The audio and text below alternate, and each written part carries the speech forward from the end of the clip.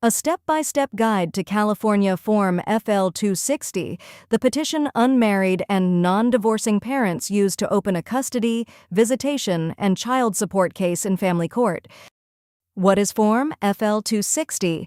Form FL-260, titled Petition for Custody and Support of Minor Children, is the California Judicial Council form that opens a family law case focused on children rather than on ending a marriage. Filing it asks the court to make orders on legal custody, who has the right to make decisions about the child's health, education, and welfare; physical custody, where the child primarily lives; visitation, also called parenting time, for the parent who does not have primary physical custody; child support, based on both parents' incomes. Unlike a divorce petition, FL-260 does not ask the court to end any marriage or domestic partnership. Its focus is entirely on the child or children involved. Who should use FL-260? According to the California Court's Self-Help Center, FL-260 is for parents in situations that fall outside of divorce or domestic partnership dissolution, including when you are not ending a marriage or domestic partnership, you are not married but have legally adopted a child together, you are not married but have a signed voluntary declaration of paternity, a juvenile court order names you as the child's parents. FL-260 assumes that parentage, meaning who the legal parents are, is already established or can be established through an existing voluntary declaration of paternity or court order. FL-260 versus a divorce petition. It helps to see these forms side by side. FL-100, petition, marriage or domestic partnership, used to start a divorce or legal separation case. Custody, visitation, and support of any children of the marriage or partnership are typically requested as part of that same case. FL-260, petition for custody and support of minor children, used when there is no marriage or domestic partnership involved at all, such as between unmarried parents. The case is only about the children, not about ending a marital relationship. Filing the wrong petition type for your situation can create confusion and delay. Before you start, before completing FL-260, gather full legal names, dates of birth, and current addresses for you, the other parent, and each child. Information showing how parentage was established, such as a signed voluntary declaration of paternity or an adoption or juvenile court order. Your income information, since the court generally will need it to calculate child support, details about where each child has lived over roughly the last 5 years, which you will need for the accompanying UCC-JEA form, parentage already established through adoption, a voluntary declaration of paternity, or a juvenile court order, complete information about the other parent for service of process, your own income information ready for the child support portion of the case. Filling out FL-260 section by section, party and court information.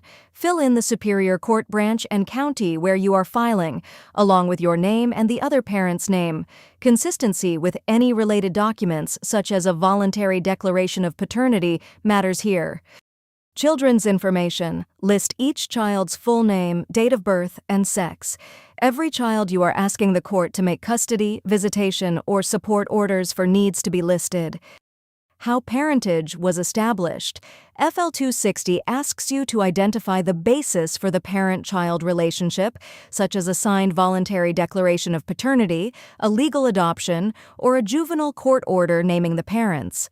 This section is what distinguishes FL-260 filers from divorcing spouses. It confirms parentage exists without a marriage or domestic partnership behind it.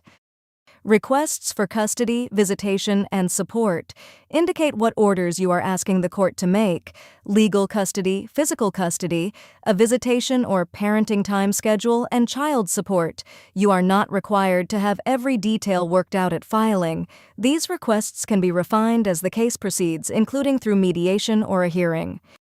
Signature. Sign and date the petition. Filing a petition is the formal start of your case, so review every section for accuracy before you sign. Take your time on this section in particular. Once filed, your petition becomes the formal starting point the rest of your case builds on, and the other parent's response will be measured against what you requested here. If your circumstances are still evolving, such as an informal parenting schedule you and the other parent have not finalized, it is fine to request the general orders you are seeking and let the specifics get worked out as the case moves forward. Documents to file along with FL-260. FL-260 is rarely filed alone.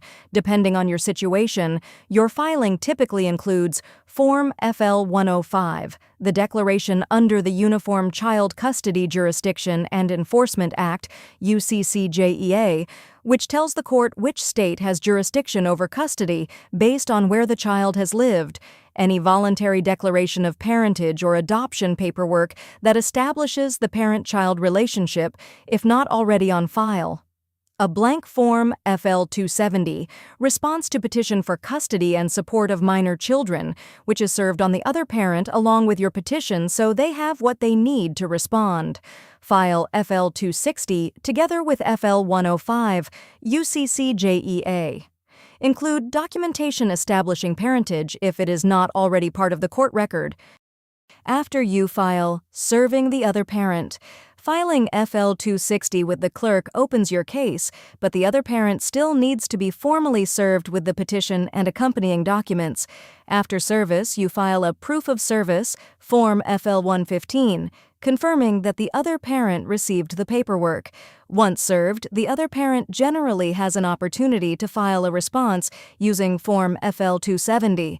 From there, the case proceeds much like other custody matters, potentially including mediation, temporary orders through a request for order, Form FL-300, and eventually a final custody, visitation, and support order. Common mistakes to avoid. Filing FL-260 when a divorce or domestic partnership dissolution petition, FL-100, is actually the correct starting point. Leaving out a child from the petition who should be included. Filing FL-260 without the accompanying UCCJEA form, FL-105. Not including documentation of how parentage was established when it is not already on file with the court. Forgetting to serve a blank FL-270 response form on the other parent along with the petition. Providing incomplete income information which can leave a child's support calculation based only on the other parent's reported income. If keeping track of all of this by hand feels like a lot, that is exactly what Virdix is built for. The wizard at Virdix.co walks you through these same questions in plain language and prepares your FL-260 for you. Virdix is a document preparation service, not a law firm, so this is not legal advice, but it can help make sure your paperwork is complete and consistent from the start.